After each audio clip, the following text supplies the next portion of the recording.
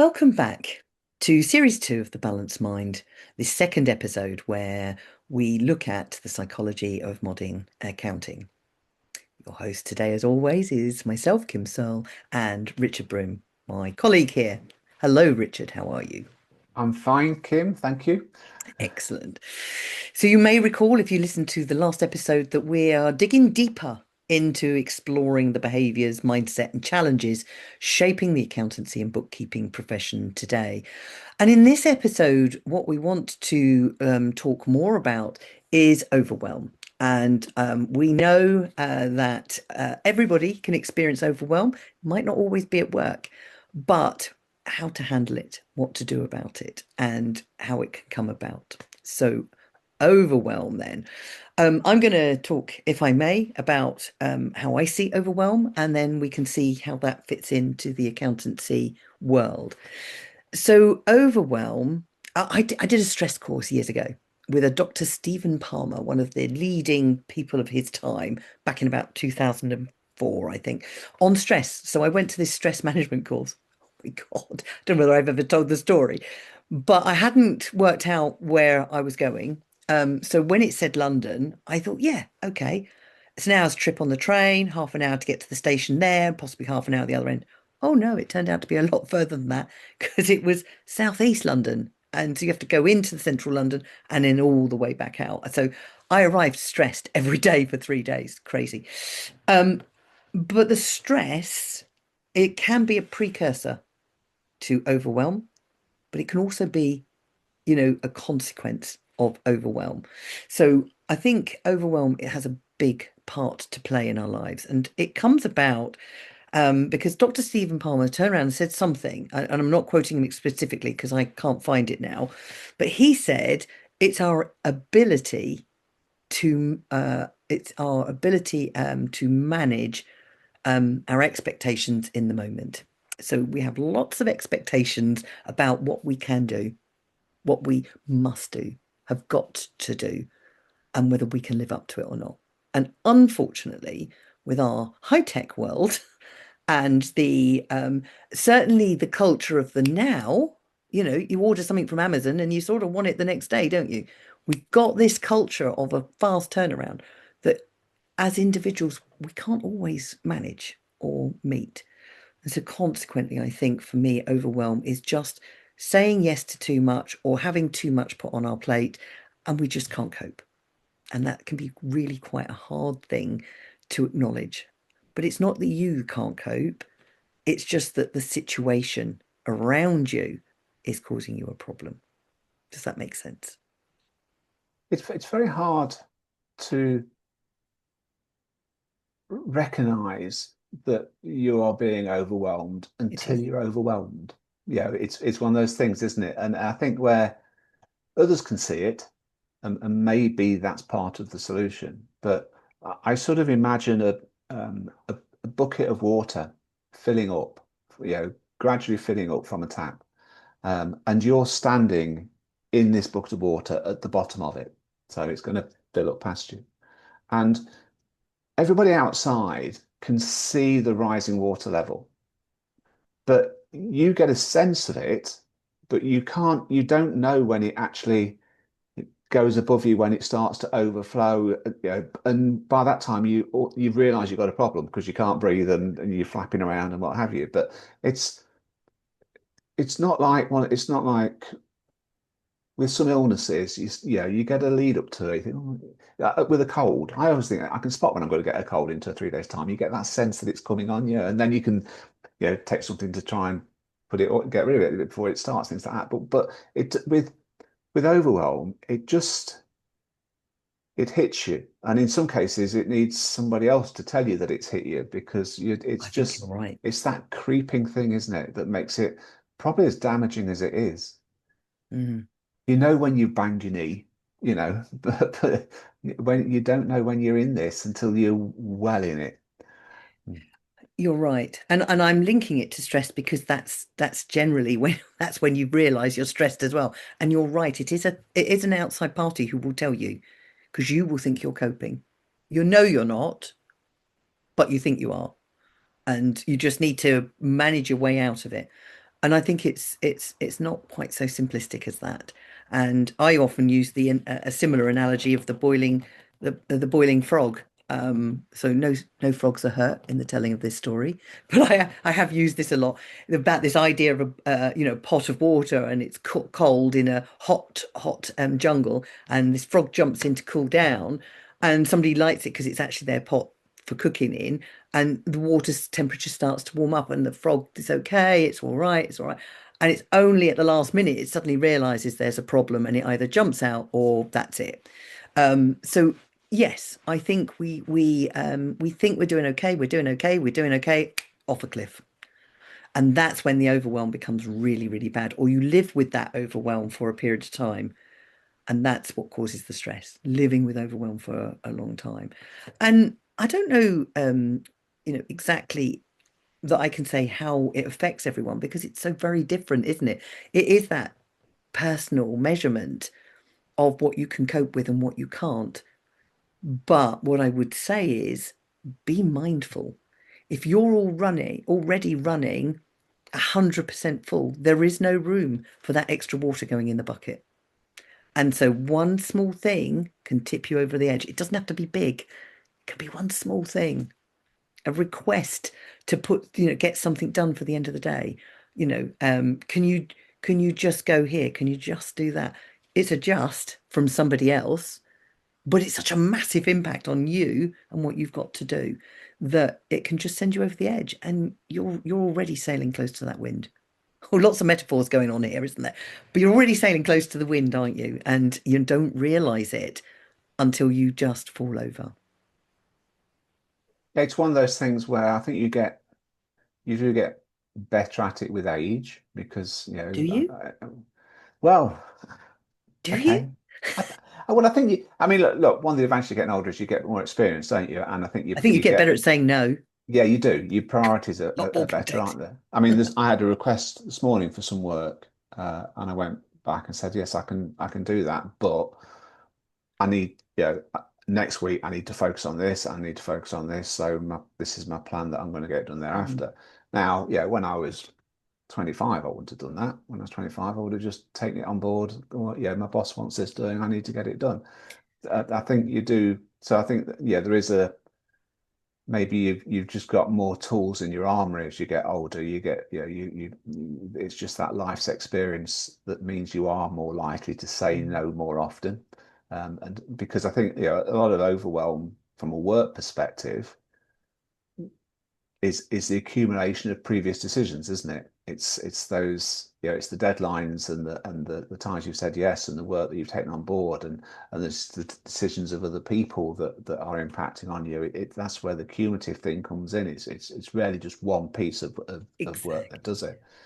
And I think you get better as you get older with more experience at dealing with those side of things.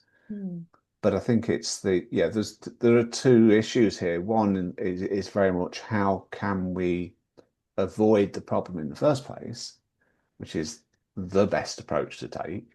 And then the second one is once we realize that we're in it or we realize that somebody else is in it, you know, what can we do to remove it again, to bring back that sense of control, that mm. sense of balance? So I think you're right. You're absolutely right. How to avoid it is probably the best strategy in all areas of life. When you're looking at life, prepare for the worst and hope for the best. Is that right? Hope, I don't know. hope. I don't know whether I've said that the right way around. It might be the way around, but Suddenly, yeah, suddenly thought, whatever it is. But then you're right. Once you're in it, how do you get out of it? And it's harder to get out of than to prevent it. But we're unfortunately humans, and we don't think that's going to happen to us, or we think we've got it all under control until we haven't. So normally, in my experience, most of us walk headlong into these, and we won't feel it all the time. We may only feel it once or twice, a year maybe. I mean, in the accountancy world, I absolutely know you don't talk to them during October, November, December, and January because you're not going to get a sane answer out of them. But there will be other parts during the year, I'm sure they experience overwhelm. So when we're talking preventative stuff, what would you recommend for the profession to be thinking about to make sure that they are not getting into those sticky wicket times?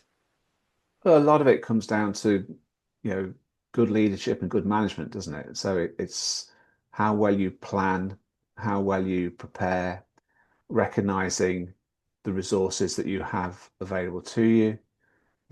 All the things that are um, meat and drink really to a good manager. Yeah, if you manage people effectively, you can avoid, certainly from a work perspective, you can avoid this sort of overload.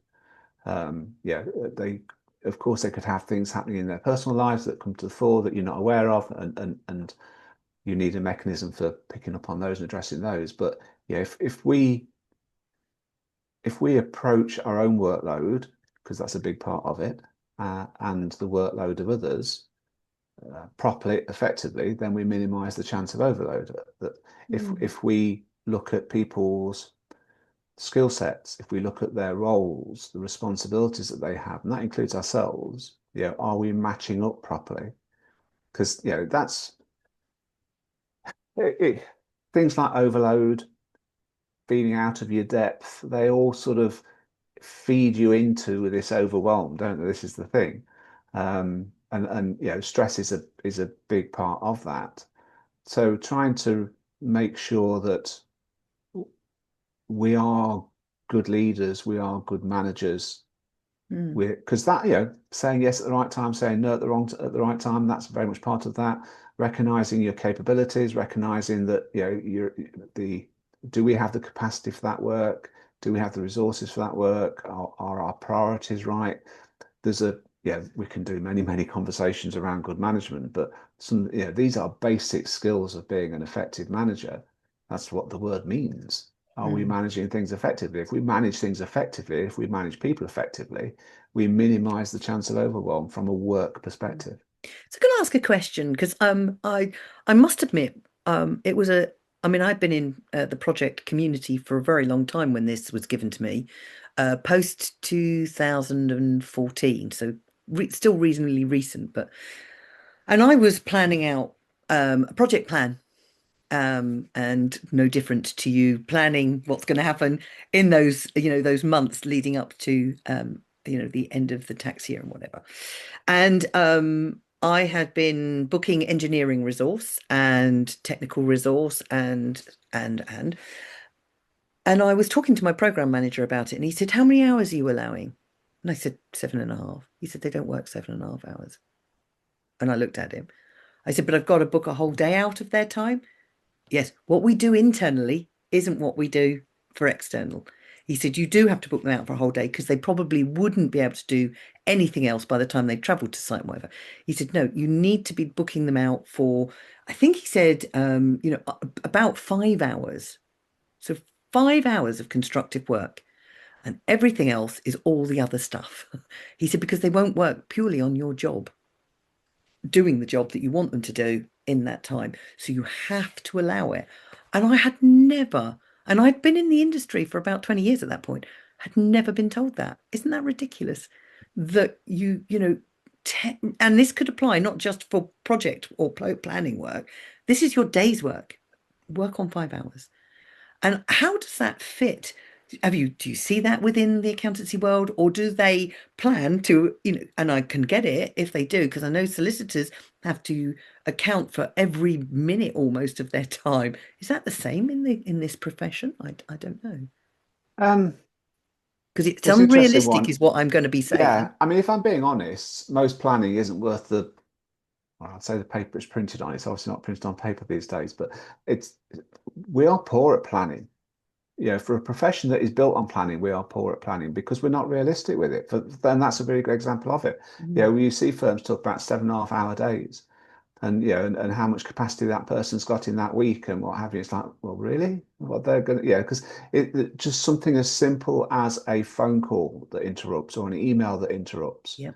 Yeah, we're not computers. We don't switch off and switch on between topics like that. If we're interrupted, we then need a degree of time to get back up to speed on what we were You working do. on before. We need to allow thinking time, and we don't do that. We need to allow time for um, just to do the job properly. in all honesty. But it's like, no, no, no, we've only got this many hours. This is what we need to do it by. When I sit down and talk to teams about their workloads and what have you, and they tell me what they've got planned, and that, they'll talk about a project and say, "Oh, we've got this project starting on Monday." And I go, "How are you going to do that?" And they say, "Well, how do you mean?" I said, "Well, who's resourced for that?" "Well, so and so can do it." "Yeah, but I thought you had them down for this that week." "Oh, well, they don't. They work. Most of the planning is done on a wish list basis rather than a reality basis. Yeah, exactly. And I'm not trying to be contentious here. That for me, that's how. Yeah, I don't think there's some really good Well, plans I out think there, a bit of but this is contention the may not go amiss. this is the reality of it. Yeah, That's exactly. why we say yes to every single client situation. When the client says, "Can you get this done for me tonight?" We say yes, and we haven't got a clue how we're going to get it done. No. And then we wonder why we're overwhelmed. Mm. And I think that comes back to what you said on the previous podcast about being honest with ourselves, that can be a whole different podcast. We can talk about saying no, because there's ways of doing it, where we can be honest with ourselves and the client. But I think, which they, and as I say, in my experience, when I was doing it as a manager, I would lay out a plan that went out over the whole, well, 18 months or longer, depending on what it was. And of course, so much can change. As soon as you'd issued that, something would change. Somebody would go sick. Another project was prioritized. So my resource was shot off. And this is the same. There are so many potential pitfalls and eventualities you can't predict, but you can cater for if Yeah, you put them in. We all know that potentially there's going to be sickness. We all know there's holidays. We all know that, we're already up to the gills with the resourcing that we've got. So what are we going to do about that? If something happens that's going to throw us out, what is the plan for that? And if you haven't got a plan, then you're running at risk. And yes, overwhelm, whether you're the manager of the or business owner, or whether you're the person doing it, you need to be thinking about taking on any more work. And yeah, if it means that the client's not getting things straight away, maybe you need to look at, what you're going to do resourcing wise. Don't get me wrong, it's easy for me to say I'm sitting here, I'm not in it, but I was in a project environment and you had to constantly think on your feet. And when you get into firefighting mode, that's not funny. That's when it's really difficult to get out of it. we don't, particularly in smaller firms where there's so much going on. We don't take time to think. And I wish there's so many occasions I see where I go, look, everyone just take 2 minutes. Everyone just stop. Mm. Take 2 minutes. Let's just take a step back and talk about this properly. It's this. You imagine you want your room decorating, and you phone the decorator up and say, look, we need a room decorating, and can you get around this week and do it? And he'll go, well, look, I've got a job that starts on Wednesday, so I can come in Monday and Tuesday. I'm going to have to rush it, but obviously I'll only have to charge for 2 days. Or if you wait till a week on Thursday, I can take the time to do the job properly. It's going to cost you a little bit more, but the job will get done properly. Now, most times we're going to go, it'll wait, that's fine. Yeah. Now there can be occasions where it's like, no, no, I need it done by the weekend. Okay, but you're accepting the limitations. Yes. Yeah. Yeah. You've made that. We're back to decision making, like we were talking about last call. And I think as accountants, we plan everything as if it's going to be perfect. We just it's this is what I would love to work. Therefore, that's the plan. Yes. Instead of just take, oh no, let's just spend 5 minutes. What's the reality of this? What can we do? What is achievable? We see it with particularly with the leaders in the firms, with the team members, where the leader's in a rush, so they just chuck something back at the team member and go, right, I need you to sort it out now, and then they rush off. They know in their heart of hearts that they've not just passed on the right information. They know that that's not going to get done properly, but they're in that rush. So they had a sense of they were overwhelmed. I need to do this, need to do that, need to do that. I haven't got time to think. The moment we think we haven't got time to think, someone needs to blow a whistle and stop. Because the moment we stop Love thinking, we that. start creating problems. If we haven't got time to think, then you need to make the time to think. And actually, who was it? Hmm. I'm going to say Buddha, but it could easily have been Bruce Lee, because they're who knows? Very similar characters. But this idea that, that to meditate, if you haven't got time to meditate, and I'm not suggesting by any stretch of the imagination that anybody does it, but if you haven't got time to meditate, you need to double the time you need to meditate. And that's sort of what you're saying with the thinking. If you haven't got time to think, you've got to double the amount of time to do some thinking so that you can be back on track, which is a really nice way of saying, how to get out of the chaos that you're in when you're in overwhelm. So, from what I've heard so far, it is very much about planning. And I mean, I could talk about planning all day. I don't say I'm an expert, but I've been in the field for a long time, and I know it's shifted and changed a lot now, but the principles are still the same. And that you don't overload your working day, because you do have phone calls, you do have clients who've got last minute rushes, you do have the sickness and the holidays and, I don't know, inspections or whatever you have going on. So you've got to allow that over the course of the week. Build a buffer in your day is how to start to prevent overwhelm. But when you get into overwhelm, it's what do you do then? And, this idea is that if you haven't got time to think, you've got to make time to think. And yeah, it might mean things slip. But the interesting thing is, and we've already mentioned it here, is most people will understand. Most Mm. situations can wait. And I think if you have to take, and I would say, not a few minutes, but you need to take a good half an hour to at least take stock of the rest of today. And then tomorrow, schedule in half an hour somewhere to take stock of that day so you can start to achieve things. Because a lot of it is you're suddenly feeling like you're not getting anything done. So often I've spoken to people who've come to see me, and they're saying, then they just don't feel like they're achieving anything. And they're not, because they're multitasking. They're trying to do everything in the hope that it'll all come in at the end. So they've got their own horse race, if you like, and all these horses they're managing, hoping they'll all come over the line. Yeah, stop that. Focus on one thing at a time. And the best advice I got given was I was being coached by somebody at the time, and she said three things. She said, choose three things each day, one big thing. So usually, a couple of hours, half a day, one medium-sized thing, and then one small thing that will move you forward. And I remember thinking at the time, "Oh, but I've got so much on my plate. I don't know that that would work." Hmm. What she did tell me afterwards is it's not about only thinking you'll get those three things done, but it's about giving you a sense of achievement. And once you've got those three things done, you can move on to the next three and then the next three. What it does is just allow the brain to stop stressing about all these other things you've got doing, which I'm sure is on a list somewhere on your laptop or whatever. But what you're doing is you're just focusing on what you're doing.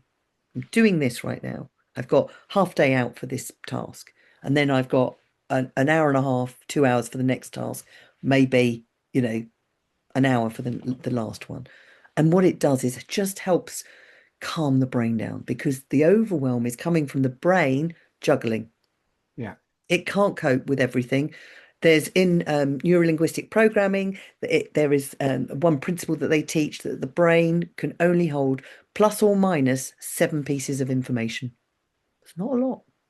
If you've got a to-do list of about 20 things, the brain is in meltdown. So let's not do that. And I'm bringing it down from 7, I'm bringing it down to 3. But when you get those 3 done, you'll feel so much better that you can go on to the next thing, or get them done to the point that you can't go any further because you're waiting for something else. Maybe you make that the small thing you chase up on. I need this for tomorrow morning. Can you get it to me? If not, you reschedule the task for when you can get it, providing it's not impacting deadlines, obviously. Does that make sense? Absolutely, yeah, totally. And what I would add to that is to talk to someone. Yeah, because um, quite often I will talk to people who tell me that they are feeling overwhelmed. Yeah. And just so we've done the first thing actually, because the fact that they're talking to me means that we've stopped what they were doing. Yeah. So, and I think Yeah, the good first thing you point. got to do is stop. First thing you got to do, whoa, whoa, stop. Yeah. And it's back to this. Yeah. If I've got time to think, I don't want to do that. Just stop. Second thing I think is then either do what you just said there and think, okay, let me just revisit my priorities, let me look at my to-do list, let's try and get back in control. And yeah, and the other thing I think is to talk to someone, because quite often, most of the time, just by talking to me, I don't say anything. I just sit there and listen, and then they talk to me for 15, 20 minutes, and then they feel better and go away and do it because they've sorted it out for themselves in their own head anyway. Yeah, Yeah. but if not, then I can bring a different perspective to it. Well, actually, which of these is most important right now? Which will wait? What can somebody else do? Mhm. Just sort of that point you made about the brain is a really good one, actually. I think I'm going to remember that, because it's almost like, okay, we need to get back to that list of seven, don't we? Yes. Or as you said, let's make it three. So, okay, what are the three things on here that you can do now? Or what are the three? Yeah, there's two dead easy ones there. Why don't you, that'll take 10 minutes? Go and do them. Go and do them. By the time you cross those off and come back, you've only lost 10 minutes. You were losing that anyway because you were panicking. And actually, there's two off a list, and you're going to feel better about it. So, just the Mm. idea of, okay, well, your brain can only cope with a list of three. So, what? Where's our list of three? What are the three items on here that we're going to take care of? Yeah. And then when we take care of those, then we'll go and find the next three. Yeah. Yeah. And if you don't know which is more important, for instance, go and ask someone, go and ask the boss, go and check with the client, whatever it may be. But yeah, you're not. I think one of the things about overwhelm is this sense of, it's like a sense of isolation, isn't it? We're on our own with this. This is all of a sudden this has all become our problem, Yes. and actually it's not our problem. In most cases, it's somebody else's problem as well, or even it wasn't. It's there. That's where it started from. So let's engage somebody else in the conversation. Mm. Because if a team member comes to you and says, I'm feeling overwhelmed," I don't know too many bosses who are going to go away, I'm not going to listen to you.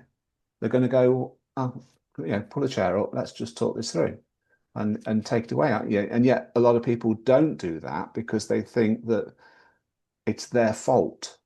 It's a weakness on their part. It's a Oh, yeah. failing on their part. And therefore, why would I go and share it with my boss? Because I'm just going to make myself look even worse. When in fact, the boss is only going to get fed up when they fail to do most of the thing on that list because they've gone off sick, or they've focused on the wrong thing, or they've made a mess of it. That's when the boss, because they'll go, well, why didn't you tell me?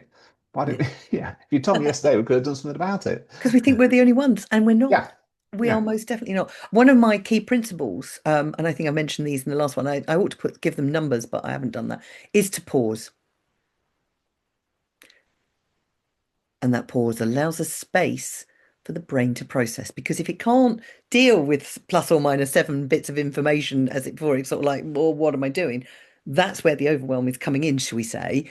But what we can do is, we can pause, which is where the conversation, and anybody listening to this podcast, Richard is amazing at listening and guiding, and he won't tell you what to do.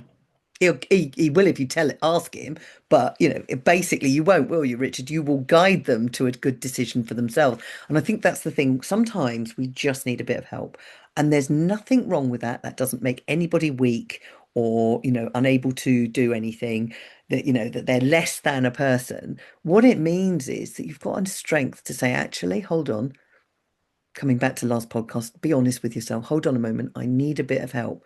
What do I need right now? That tends to be what I say with the pause. What do I need right now? What is it I need right now? And most of them will come up with time and space. Okay, so who can help you with that?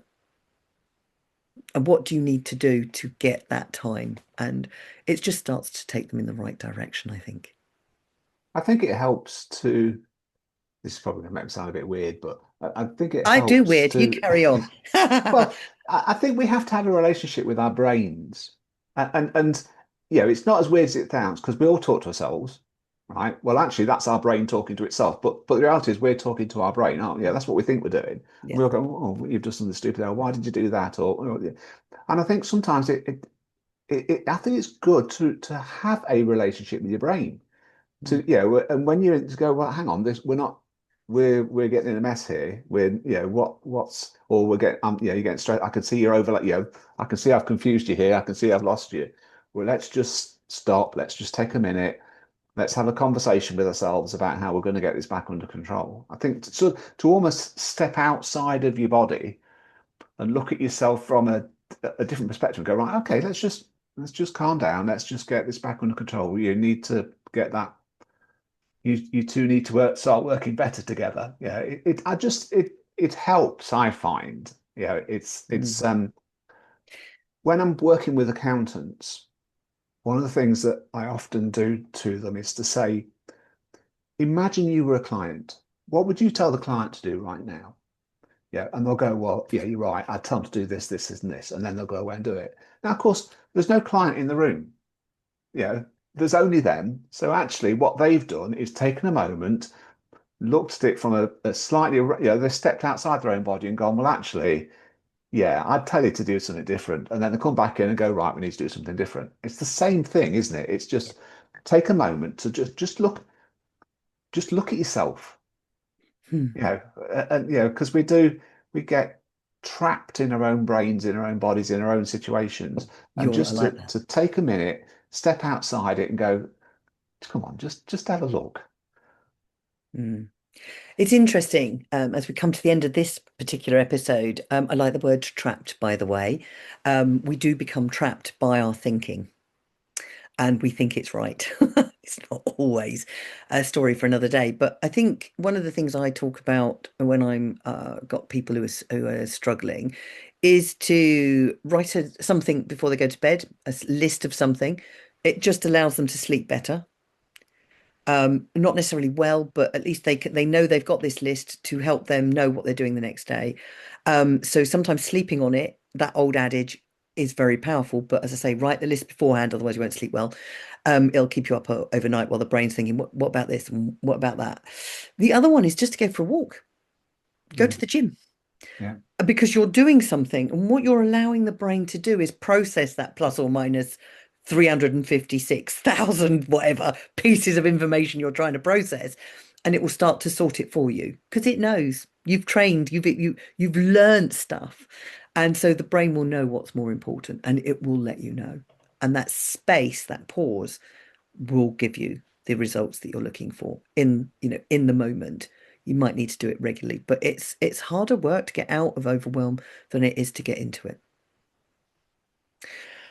Well, I think that's a pretty good topic. Lots more that we could discuss on that, but I think overwhelm is something that we are aware is happening and we're allowing it, thinking we can deal with it later because we're not giving ourselves time.